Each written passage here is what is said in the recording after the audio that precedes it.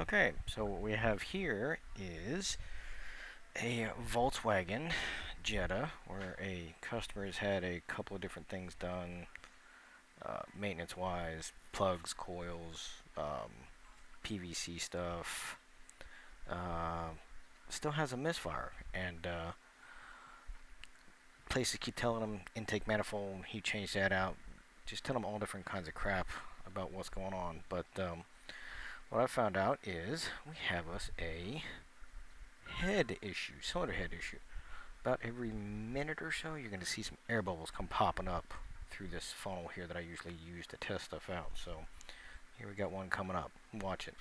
It's going to be the exhaust gas coming up from the head. There you go.